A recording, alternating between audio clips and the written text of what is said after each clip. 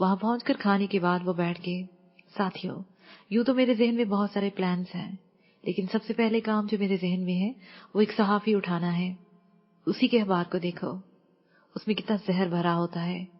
इन सिंघों के बारे में जो धर्म के लिए अपना सब कुछ कुर्बान किए बैठे हैं, वो अखबार उन्हें दहशतगर्द लिखता है। ऐसे में पहली बार नहीं कर रहा हूं, बल्कि सनत जरनेल सिंह भंडर ने भी एक को मारा था। वो सिंघों के खिलाफ हुकूमत को भड़काने से बाज ही नहीं आता था। आग लगाई हुई थी उसने। बलदेव सिंह ने कहा, करना क्या है? विक्रम सिंह ने पूछा। वो अखबार तो सारी जिंदगी सिंघों के खिलाफ नहीं लिखेगा, लेकिन इसके साथ दूसरों को भी अक्ल आ जाएगी कि ऐसा काम नहीं करना। और अब तो न्यूज चैनल का जमाना है, इन्हें भी काबू करना है, यहीं से इन्हें एक मैसेज देना है। बलदेव सिंह ने कहा, प्लान क्या है? सरजीत सिंह ने पूछा। वो भी तय करते हैं, लेकिन एक बात याद रहे, हमेशा के लिए राजदारी सबसे पहले है। हमारी तरफ कोई शक की निगाह से भी ना देखे, इसलिए कोई भी प्लान बनाने से पहले ये बात हमेशा जहन में रहे। बलदेव ने कहा, राब्ता ही होगा जिसके दौरान ही हम कोई दूसरा हम में दखल अंदाजी करके हमारे बारे में मालूम कर सकता है, सो उसे मजबूत बना ले। जसपाल ने कहा, ये मेरी जिम्मेदारी है। नूतन कुंवर बोली, तो ठीक है, वो अखबार यही का है, उसका मालिक भी यही रहता है, इसी शहर में। अब मैं बताता हूँ कि करना क्या है। ये कहकर उसने अपने सामने एक पेपर रखा और उन्हें तफसील बताने लगा। अखबार का मालिक अर्जुन कुमार एक मशहूर आदमी था। उसने अखबार कंपनी बनाकर हिंदी और अंग्रेजी अखबार निकाल दिया था, और इन दिनों वो न्यूज चैनल बनाने की पूरी तगदोद में था। वो सिर्फ एक सहाफी नहीं था, बल्कि उसकी तमाम तर तवानाई पंजाब में हिंदुओं की मजबूत करने और सिखों की हर तरह की मजाहमत करने में लगी हुई थी। उसका बराह रास्त हुकूमती इदारों से ताल्लुक था।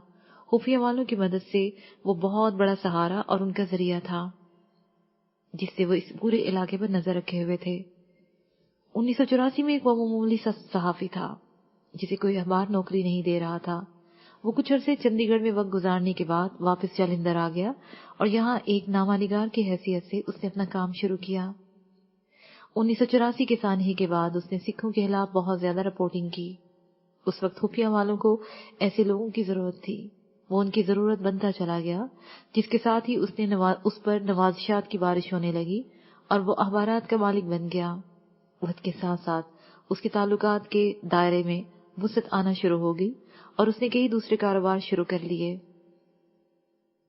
अर्जुन कुमार जालंधर के एक पोश इलाके में रहता था। उसके घर से उसके ऑफिस की बिल्डिंग का फासला 1.5 किलोमीटर के लगभग था। उसके घर पर काफी सिक्योरिटी थी। वो अपनी शानदार BMW कार में निकलता था। ये वो वक्त था जब वो घर से निकलता और अपने ऑफिस तक जाता और वहां ज्यादा से ज्यादा 2 घंटे गुजारता और फिर किसी न किसी पार्टी में चला जाता या कोई मुलाकात होती वहां चला जाता। उसके बाद वो अपने घर ही रहता। उसने अपने घर में भी एक ऑफिस बनाया हुआ था। वहां बैठकर वो अपने अखबारात पर निगाह रखता था।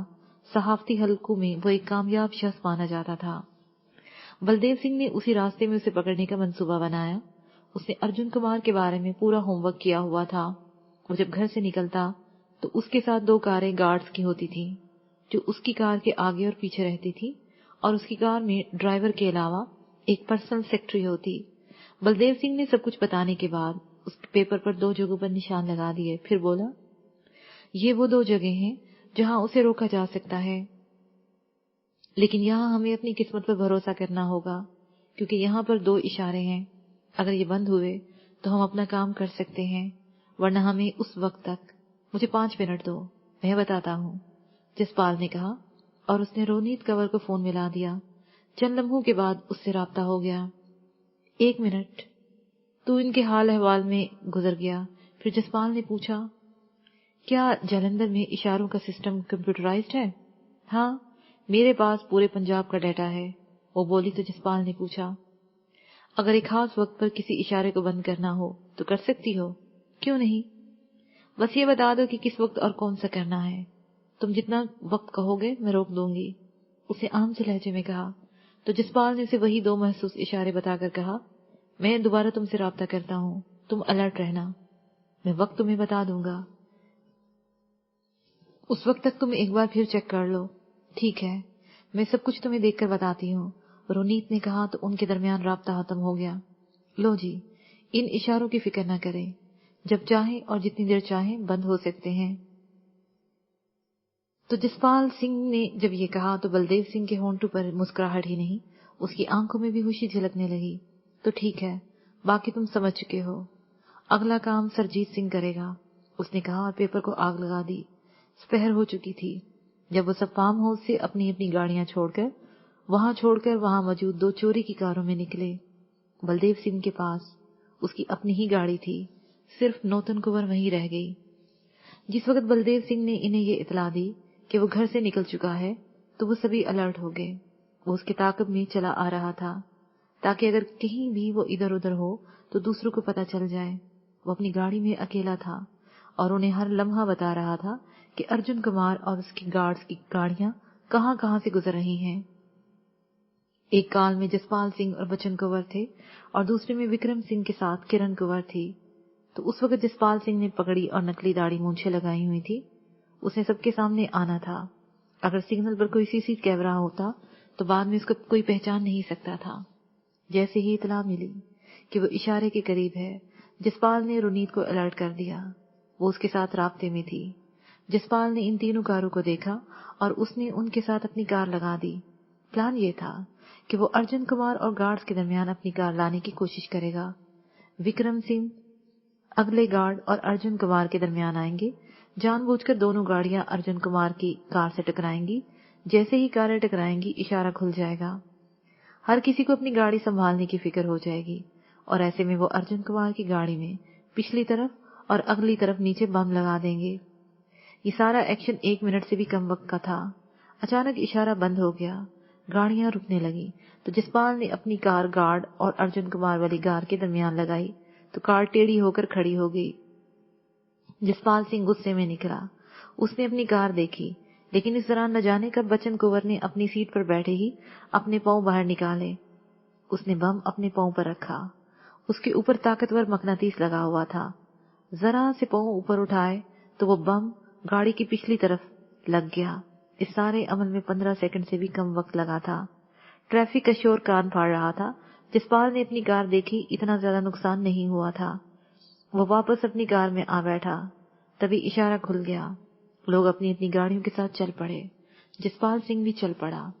اس نے اسی مصروف شاہراہ پر ایک مارکیٹ کے سامنے اپنی کار پارک کی، بچن کنور کو ساتھ دیا اور کچھ فاصلہ پیدل طے کرنے کے بعد وہ ایک ٹیکسی میں بیٹھ کر چل دیے۔ اس کا بلدیو سنگھ کے ساتھ مکمل رابطہ تھا۔ وکرم سنگھ کے ساتھ کرن کنور بم لگانے میں ناکام رہے۔ یہی اس پلان کی مضبوطی تھی کہ وہ دونوں لگ جائیں تو بہت اچھا، لیکن اگر ان میں سے ایک بھی لگ جائے تو ان کا کام ہو جانا تھا۔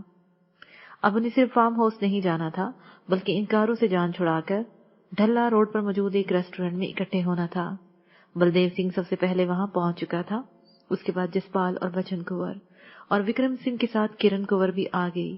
ان کے گیٹ اپ ختم ہو چکے تھے، وہ ایک ٹیبل پر بیٹھے کافی پی رہے تھے اور سامنے ٹی وی اسکرین پر بم بلاسٹ کی روداد دکھانے کے ساتھ ساتھ تفصیل بتائی جا رہی تھی، اور وہ بم اس کے دفتر کے بالکل قریب پھٹا تھا۔ اس کے ساتھ اس کی سیکرٹری اور ڈرائیور بھی ختم ہو گئے تھے۔ پچھلے گارڈ کی گاڑی کو بھی نقصان ہوا اور اس کے گارڈ زخمی ہو گئے تھے۔ ٹی وی اسکرین پر یہ سوال کیا جا رہا تھا، یہ قتل کس نے کیا؟ مختلف کیا سرائیاں کی جا رہی تھیں کہ اسکرین پر بریکنگ نیوز آ گئی کہ کسی ہندو دہشت گرد تنظیم نے اس کی ذمہ داری قبول کر لی تھی۔ یہ ای میل انہیں دلہی سے ملی تھی۔ اب تلاش کرتے رہیں کہ یہ کون تھا، کیوں تھا اور کیسے تھا۔ بلدیو سنگھ نے انتہائی جذباتی انداز میں کہا، اور سناؤ، کاروبار کیسا جا رہا ہے آج کل؟ جسپال نے اس کی آنکھوں میں دیکھتے ہوئے کہا تو وہ زیر لب مسکراتے ہوئے بولا، چلیں پھر فارم ہاؤس۔ وکرم سنگھ نے کہا، تم لوگ جاؤ، میں چلا جاؤں گا۔ جسپال نے کہا اور کافی کا مگ رکھ کر کھڑا ہو گیا۔ ہم بھی نکلتے ہیں، بچن کنور نے کہا۔ وہ سب اٹھ گئے۔ بلدیو نے کاؤنٹر پر جا کر بل دیا اور سبھی باہر آ گئے۔ جسپال نے ان کی طرف ہاتھ بڑھا کر کہا، ٹھیک ہے، ملتے ہیں پھر۔ اس نے دوسرے سے ہاتھ ملایا اور اپنی راہ ہو گئے۔ جسپال نے نوتن کنور سے کہا کہ وہ اس کی گاڑی لے اوگی پنڈ آ جائے۔ اس نے اگلی صبح آنے کا کہا تو جسپال نے ٹیکسی لی اور اوگی کی جانب بڑھ چڑھا۔ وہ سوچ رہا تھا کہ یہ قتل اگرچہ بلدیو سنگھ کی منصوبہ بندی میں تھا، لیکن یہ یوں ہی اٹھ کر یہ سب کر دینا کہیں فضول تو نہیں تھا۔ या फिर किसी नए हंगामों की शुरुआत थी क्या? टैक्सी की पिछली सीट पर बैठा वो यही सोचता चला जा रहा था, लेकिन उसकी समझ में कुछ नहीं आ रहा था। नया पैराग्राफ। कारखाने के मालिक को अस्पताल में दाखिल करवा के उसकी ट्रीटमेंट शुरू कर दी गई थी। उस पर तशद्दुद किया गया हुआ था।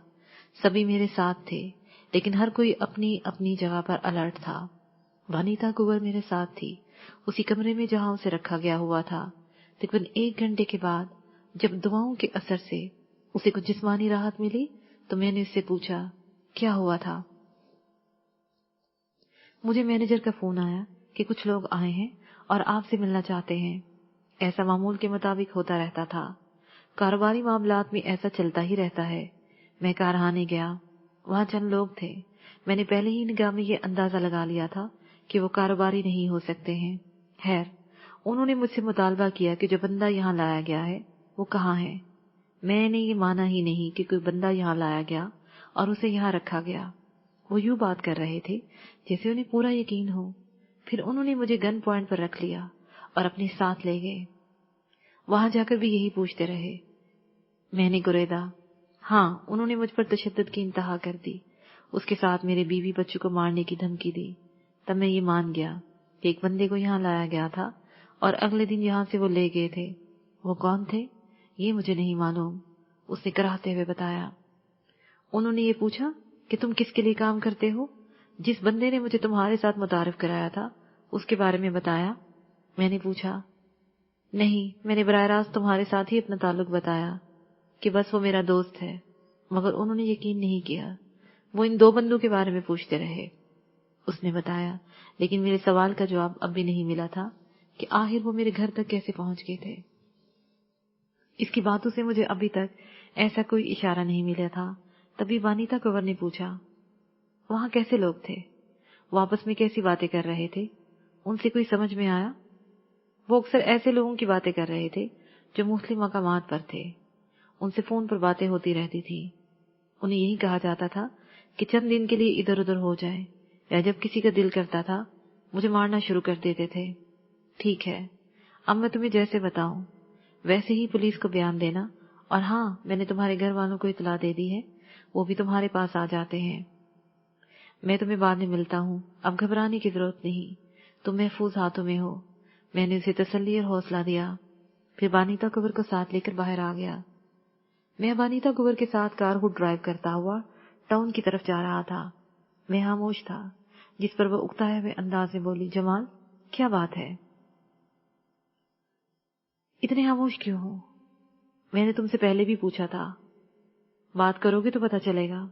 यार, मुझे सारी समझ आ गई है कि कौन लोग हैं। अभी तारक नजीर मुझे कंफर्म भी कर देगा। ये अल्ताफ गुज्जर ही के लोग हैं और उनके साथ फैजान भट्ट के लोगों ने दिया है, लेकिन एक कड़ी नहीं मिल रही। मैंने उसे कहा, क्या, कौन सी कड़ी? उसने पूछा। मैंने घर के बारे में इस कदर एहतियात रखी थी कि यहाँ किसी को भी नहीं लेकर आया, जबकि तारक नजीर को भी, जो कि बहरहाल एक मोतबर जराए से मुझे मिला था। वो लोग मेरे घर तक कैसे पहुंच गए ये अभी तक मुझे मालूम नहीं हो सका। हाँ, यही बात अहम है। उन्होंने यहाँ तक रसाई कैसे ली, यहाँ तक कैसे पहुंचे? यही नुक्ता है जिसने तुम सबको हिला कर रख दिया है। वो धीमे लहजे में बात को समझते हुए बोली। वो इस ताक में थे कि बाकी सब लोग कब वापस आते हैं। उन्होंने उसी दिन बल्कि उसी वक्त हमला किया। इसका मतलब है कि उन्होंने काफी दिनों से इस घर पर निगाह रखी हुई थी। अगर उस दिन किस्मत साथ नहीं देती, मैं छत पर ना होता, तो बहुत सारा नुकसान मुमकिन था। वो जिस तैयारी से आए थे वही बता रही थी कि वो हमें इस हद तक खत्म करना चाहते हैं। मैंने मुतवक्का तबाही के बारे में सोचते हुए कहा, जमाल, मेरे ख्याल में ये भी पता चल जाएगा। तुम थोड़ा धीरज रखो और अपने जहन को खुला छोड़ दो। वानिता कुंवर ने खुशगवार लहजे में कहा तो मैं मुस्कुरा दिया। उस वक्त हम गुलबर्ग से डिफेंस की तरफ जा रहे थे। रास्ते में एक गैर मुल्की रेस्टोरेंट देखकर वानिता कुंवर बोली, वहां घर में तो ऐसा ही खाना मिलेगा, क्यों ना इस रेस्टोरेंट में कुछ टेस्ट कर लिया जाए। वो बोली, चलो ये भी सही। मैंने कहा और कार उस जाना मोड़ दी।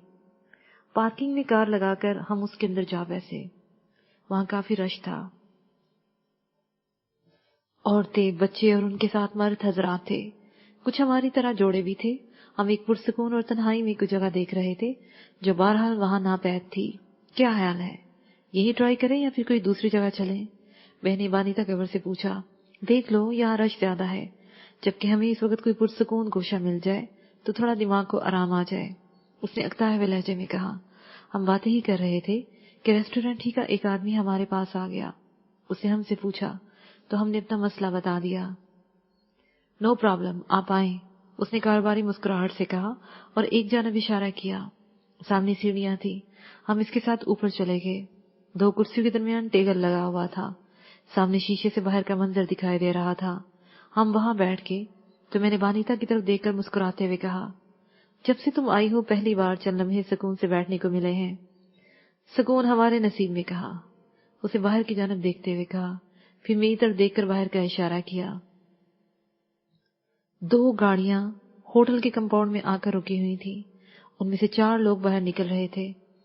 सभी ने पतलून और शर्टों के साथ जैकेट पहनी हुई थी, जो किसी की खुली हुई और किसी की बंद थी।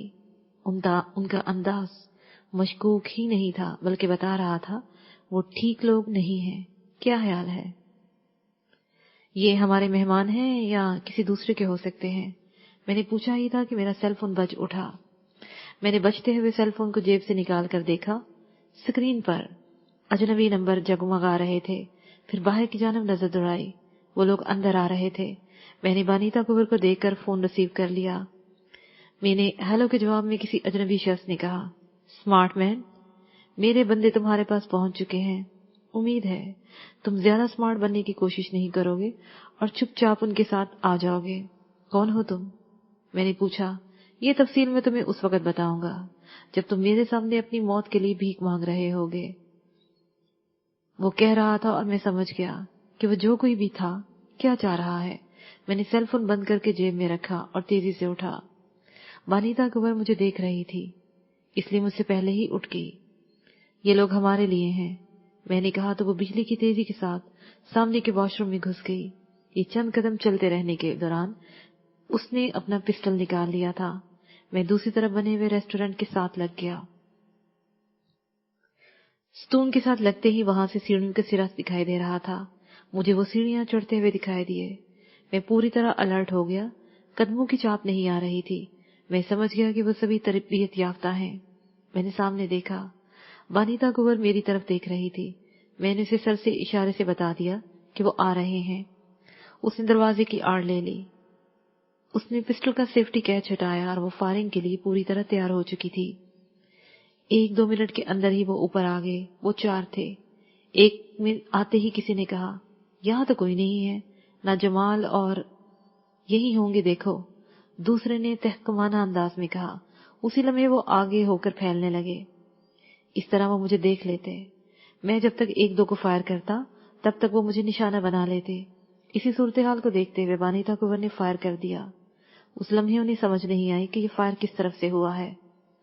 मैंने उसी लम्हे का फायदा उठाया और तभी मैंने एक के हाथ का निशाना लिया और फायर कर दिया। पिस्टल समेत उसका हाथ उड़ गया और उसके मुंह से भयानक चीख बुलंद हुई। उसके बाद मौका नहीं मिला। उनकी तरफ से कोई गोली चली और बानीता कुबर भी अगला फायर हाथ कर चुकी थी। इसके साथ ही मैंने पीछे से फायर कर दिया। वो वापस मुड़ना चाहते थे या नहीं, अलबत्ता मैं सामने निकलकर उन पर फायर करता चला गया। वो चारों फर्श पर पड़े चीख रहे थे। बिलाशबा नीचे वालों ने ऊपर आना था या फिर भाग जाना था। मैंने भागने का मौका नहीं देना चाहता था। मैंने पिस्टल का मैगजीन बदला और सीढ़ियों के सिरे को देखने लगा। वहां कोई नहीं था। मैंने बानीता को देखा। वो पांव की ठोकर से इनका असला उनसे अलग कर रही थी। वो ऐसा कर चुकी तो मैंने उसे सीढ़ियों के सिरे पर नजर रखने को कहा। वो मेरी जगह आ गई तो मैंने तेजी से शीशे की तरफ बढ़ा। एक अलमारी की कुंडी नहीं थी। मैंने इसे खोला और नीचे कदम रखा और एक हाथ से झूल गया। उसी लम्हे मुझे अंदर का मंजर दिखाई दिया। वो मंजर देखकर मेरा दिमाग घूम गया। मुझे एकदम से शौक लगा। उन दोनों हमला आवरों ने 2 औरतों और चंद बच्चों को यरमगाल बनाया हुआ था। बच्चों की हिचकियां बंधी हुई थी। अगर एक होता तो मैं चश्मे ज़दन में इसका सफाया कर चुका होता। वो 2 थे। अगर एक मरता तो दूसरा नुकसान पहुंचा सकता था। इस वक्त सूरत हाल ये थी कि मैं नीचे बड़ी आसानी के साथ जा सकता था, लेकिन ऊपर जाना बहुत मुश्किल था। مجھے اچھی طرح احساس تھا کہ بانیتا کو دوسری طرف نگاہ رکھے ہوئے تھی۔ میں وہیں سیدھا ہو کر بیٹھ گیا، پھر بہت مشکل سے کھڑا ہونا چاہا، لیکن میری حرکت سے آواز پیدا ہوئی۔ میں کوئی ایسی آواز بھی نہیں نکالنا چاہتا تھا جس سے نیچے کھڑے حملہ آور متوجہ ہو جاتے۔ میں نے جیب سے سیل فون نکالا اور بانیتا کو فون کر دیا۔ اس نے بجائے فون سننے کے چند ثانیے کے بعد کھڑکی میں آ کر دیکھا۔ وہ کچھ کہنا چاہتی تھی مگر میں نے اسے اپنے ہونٹوں پر انگلی رکھ دی تھی۔ میں نے اشارے سے پوچھا تو میں نے سیل فون کی طرف اشارہ کیا۔ میں نے دوبارہ کال کر کے نیچے کی صورتحال کے بارے میں بتایا، پھر اسے سمجھایا کہ کرنا کیا ہے۔ اس وقت 2 عورتوں اور بچوں کی زندگی کا سوال تھا۔ وانیتا کوور پیچھے ہٹ گئی اور میں نے بڑی احتیاط سے خود کو کسی طرح ٹیرس پر لٹا لیا اور آواز تک پیدا نہیں ہونے دی۔ اس بار جب میں نے ان حملہ آوروں کے چہروں پر کافی حد تک تشویش دیکھی تھی، میں نے بانیتا کوور کو یہ سمجھایا تھا کہ وہ ایک دم سے سیڑھیوں پر سے لڑکتے ہوئے ایسے نیچے گرتی چلی جائے کہ جیسے وہ بے ہوش ہے یا مر چکی ہے۔ ایک آدھ ثانیے کو ان حملہ آوروں کی توجہ ہٹانی تھی، لیکن اس سے پہلے کہ میں نے اسے کہا تھا کہ وہ اپنا پسٹل میری طرف پھینک دے، وہ وہاں پر ان چاروں میں سے کسی کا بھی اسلحہ استعمال کر سکتی تھی۔ چند ہی لمحوں میں اس نے پردے کے ایک کپڑے میں پسٹل باندھ کر بالکل اوپر سے نیچے تک پہنچا دیا۔ میں نے لیٹے لیٹے وہ کھولا، اس کا میگزین دیکھا اور مطمئن ہو کر اسے ایکشن کے لیے کہہ دیا۔ میں غور سے شست باندھے ان پر نگاہیں گاڑے ہوئے تھا۔ تبھی ان کی توجہ ہٹی، انہوں نے گھوم کر دیکھا۔ تبھی میں نے دونوں ہاتھوں میں پوری توجہ کے ساتھ 2 فائر کیے۔ ان کے ہاتھوں سے پسٹل نہ جانے کدھر گئی، اس کے ساتھ ہی ان کے حلق سے چیخیں بلند ہوئی۔ میں نے اگلا لمحہ ضائع نہیں ہونے دیا۔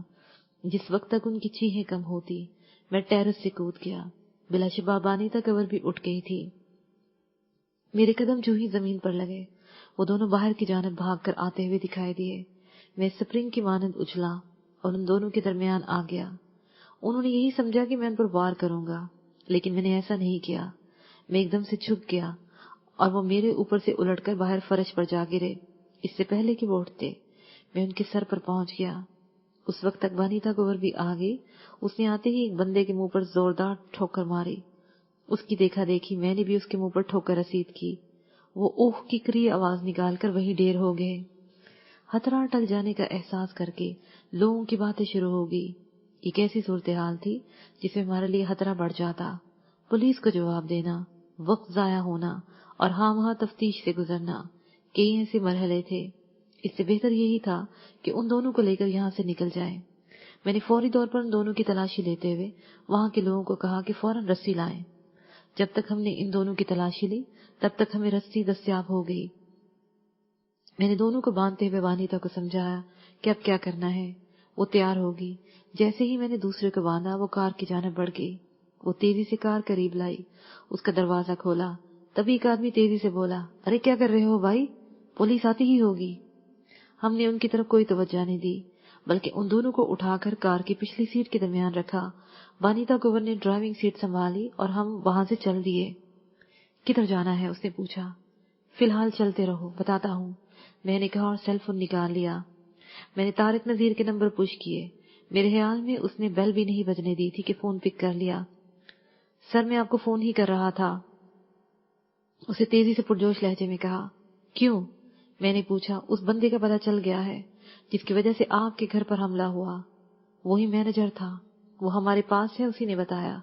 وہ بولا، اچھا میں یہ تفصیل تمہارے پاس آ کر سنتا ہوں، مجھے کوئی سیف ہاؤس بتاؤ یا پھر ایسی جگہ جہاں 2 غلط قسم کے بندوں کے ساتھ ہم بھی کچھ وقت گزار سکیں۔ میں نے کہا تو وہ تشویش سے بولا، اوہ ایسا کیا ہو گیا ہے سر؟ یار آ کر بتاتا ہوں نا، جلدی بولو۔ میں نے کافی حد تک تلہی سے کہا اور وہ میری لوکیشن پوچھنے لگا۔ میں نے بتایا تو وہ بولا، آپ سیدھے اسی روڈ پر آتے چلے جائیں، پھر دائیں جانب آئیں گے تو نہر آ جائے گی، تب تک میں پہنچ جاتا ہوں۔ میں کار میں سوار ہو گیا ہوں، میں قریب ہی ہوں۔ اس نے روانی میں کہا۔ میں اگلے چوک کو دیکھنے لگا جہاں سے مڑنا تھا۔ ہم نہر پر پہنچے ہی تھے کہ سامنے طارق کھڑا تھا۔ اسے اندازہ نہیں تھا کہ ہم کون سی کار میں ہیں۔ میں نے کال کر کے اسے بتایا تو وہ اپنی کار میں بیٹھ گیا۔ ہم نے اس کا تعاقب کرتے ہوئے ایک بنگلہ نما گھر میں آ گئے۔ وہ مینیجر بھی ادھر ہی ہے، آپ خود ہی اس سے پوچھ لیں۔ طارق نے بتایا۔ ان دونوں کو اتارو، یہ ذرا خاص مہمان ہیں، ان کی خاطرداری کرو، ان کے ہاتھوں پر زخم ہے، انہیں فرسٹ ایڈ دو، پھر ان سے بات کرتے ہیں، میں نے کہا اور اندر کی جانب بڑھ گیا۔ ننگے فرش پر ایک ادھیڑ عمر فربا مائل شخص ادموا پڑا ہوا تھا، اس کی آنکھیں بند تھی اور وہ آہستہ آہستہ سانس لے رہا تھا۔ یہی ہے وہ مینیجر، طارق نے بتایا تو میں اس کے قریب جا کر بیٹھ گیا۔ آواز سن کر اس نے بمشکل پپوٹے کھولے، میری طرف دیکھا تو اس کی آنکھوں میں حیرت اتر آئی۔ وہ میری جانب خوفزدہ نگاہوں سے دیکھنے لگا، پھر یوں سر گرا دیا جیسے وہ مایوس ہو کر ہر طرح کی صورتحال کو قبول کرنے کا فیصلہ کر چکا ہو۔ میں نے اس کے بال پکڑے اور اس کا سر اٹھا کر پوچھا، کیسے ہوا سب؟ جس وقت فیضان بٹ کی گاڑی پولیس ہیڈ کوارٹر کے سامنے پڑی تھی، اس وقت تمہارے 2 بندے فیکٹری میں موجود تھے اور الطاف گجر بھی وہیں تھا، یاد ہے آپ کو؟ اس نے یوں کہہ کر یاد دلانے کی کوشش کی جیسے یہ بہت پرانی بات ہو۔ میں سمجھ گیا تھا، آگے کہو، میں نے بولا۔ اس وقت مجھے فون کال ملی کہ میرے بیٹے کو اغوا کر لیا ہے۔ انہوں نے میرے بیٹے کی آواز تک مجھے سنائی، میری بات کروائی اس سے، تمہارے بیٹے کا اغوا؟ میں نے یوں پوچھا جیسے مجھے بہت حیرت ہوئی ہو، حالانکہ میں سمجھ رہا تھا کہ وہ ایک نئی کہانی گڑھے گا۔ جی، میں یہی سمجھ رہا تھا کہ کوئی مجھ سے تاوان مانگے گا، جیسے آج کل اغوا برائے تاوان کی وبا پھیلی ہوئی ہے۔ اس نے کراہتے ہوئے کہا، تو پھر؟ میں نے پوچھا۔ انہوں نے مجھ سے کوئی رقم نہیں مانگی، بلکہ انہوں نے مجھ سے کام لینے کے بارے میں کہا، اور جب انہوں نے مجھے کام بتایا تو میں نے سوچ لیا کہ اب نوکری تو چھوڑنا پڑے گی۔ اپنے بیٹے کی خاطر میں نوکری چھوڑنے کا سوچ لیا تھا۔ دوسرا، انہوں نے میرے بیٹے کو نقصان نہ پہنچانے کا وعدہ کیا تھا۔ انہیں پتہ چل گیا تھا کہ یہاں راز سے کس طرح کے بندے کو رکھا ہوا ہے۔ انہوں نے مجھ سے تصدیق کی تو میں نے بتا دیا کہ بندہ ابھی تک ادھر ہی ہے۔ انہوں نے مجھے ان پر نگاہ رکھنے کو کہا، یہاں تک کہ وہ نگاہوں سے اوجھل نہ ہونے پائے۔ جب تک وہ آئے آپ لوگوں کے بندے الطاف گجر کو نکال کر لے کر جا چکے تھے۔ پھر مجھے کہا گیا کہ میں اپنے مالک کو یہاں بلواؤں۔ میں نے اسے یہاں بلا لیا۔ اس کے بعد مجھے نہیں پتا، میرا بیٹا ابھی تک ان کے پاس ہے۔ وہ یوں بولا جیسے ابھی بھی مر جائے گا۔ انہوں نے تم سے کام کیا لیا؟ میں نے تحمل سے پوچھا تو وہ بولا، جب تک وہ پہنچے آپ کے بندے تو جا چکے تھے۔ انہوں نے یہی کہا کہ میں وہ بندے پہچان کر اسے دوں کہ وہ کون ہے۔ میں نے اپنے ایک بندے کو ان کے پیچھے لگا دیا۔ مجھے یہ احساس تھا کہ اگر وہ بندے نہ پکڑوائے میں نے تو میرا بیٹا بازیاب نہیں ہوگا۔ میرا آدمی ان 2 بندوں کا گھر دیکھ آیا تھا، بعد میں انہیں گھر کا پتہ بھی چل گیا۔ کیا ملا تجھے؟ نہ بیٹا اور نہ نوکری۔ اب کہو گے کہ ان کے بارے میں بھی کچھ نہیں معلوم کہ وہ کون ہیں، کہاں کے ہیں، تم انہیں نہیں جانتے؟ میں نے طنزیہ انداز میں کہا، جی بالکل میں نہیں جانتا، مگر میرے بیٹے کو انہوں نے کچھ نہیں کہا۔ میری اس سے بات ہوتی ہے، اب شاید وہ اپنی ماں سے بات کرتا ہوگا۔ مطلب تم نے اپنے بندوں کے ذریعے ہمارے گھروں کی نشاندہی کروائی اور انہوں نے ہمارے گھر پر حملہ کر دیا۔ اگر ہماری قسمت اچھی نہ ہوتی تو اب تک ہم منو مٹی کے نیچے پڑے ہوتے۔ خیر، اب تم ہمارے مہمان ہو، دیکھتے ہیں وہ کون لوگ ہیں جو ہم تک پہنچے۔ میں نے کہا اور اٹھ کھڑا ہوا۔ اب کیا کرنا ہے اس کا؟ طارق نے پوچھا۔ یہ مہمان ہے، اس کو کھانا دو، اب کچھ نہیں کہنا اسے، میں بعد میں بات کروں گا، میں نے اس کی طرف دیکھ کر کہا اور چل پڑا۔ جیسے ہی کمرے میں آئے تب میں نے طارق سے کہا، اگر اس کا بیٹا واقعی اغوا ہوا ہے تو الگ بات ہے، اگر نہیں تب پھر معاملہ دوسرا ہوگا۔ اب پتہ یہی کرنا ہے کہ اس کا بیٹا اغوا ہوا تھا، اس کے بیٹے کا پتہ کرو، اس کے گھر کا اور گھر والوں کی خفیہ نگرانی کرواؤ۔ جی ہو جائے گا، طارق نے کہا تو بانیتا کنور نے میرے کاندھے پر ہاتھ رکھتے ہوئے کہا، اوئے بھوکا ہی مار دینا ہے تو نے؟ کوئی روٹی کا بھی بندوبست ہے یا نیری تفتیشی چلتی ہے؟ ہاں یہ تو ہے، میں نے یوں کہا جیسے اس کی بات سمجھ میں آ ہی گئی ہے، اور اس نے بیڈ کے سرے پر رکھا ہوا تکیہ اٹھایا اور مجھے دے مارا۔ بس 10 منٹ دے دے مجھے، طارق نے کہا اور جلدی سے مڑ گیا۔ تقریباً 20 منٹ بعد ان کے لیے نہایت پرتکلف کھانا چن دیا گیا۔ بانیتا کنور نے سیر ہو کر کھایا، پھر چائے کا مگ لے کر بیڈ پر جا بیٹھی۔ اب تو کچھ بھی کرنے کو دل نہیں جا رہا، سکون سے سو جانے کو من کر رہا ہے۔ آؤ کچھ دیر سکون سے سو جائیں، اسے ہمار آلود آواز میں کہا تو میں ہنس دیا۔ وہ جو ساتھ لائے ہیں انہیں بھی دیکھ لیں گے، صبح تک وہ باتیں کرنے کے قابل ہو جائیں گے۔ اگر سونا ہے تو ٹاؤن چلتے ہیں، میں نے رائے دی۔ اب تو ہلنے کو بھی جی نہیں کر رہا۔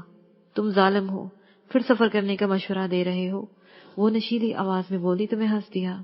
ویسے تمہیں اداکارہ ہونا چاہیے تھا، اسکرین پر دھمال ڈال دو، سچی۔ میرا تو ابھی بھی دھمال ڈالنے کو بڑا دل کر رہا ہے۔ آؤ نا، اس نے باقاعدہ باہیں پھیلا کر کہا تو میں اپنا کہکہا نہ رو سکا، اور وہ بھی کھل کر ہنس دی۔ اس کے ساتھ ہی یہ پارٹ اپنے اختتام کو پہنچا۔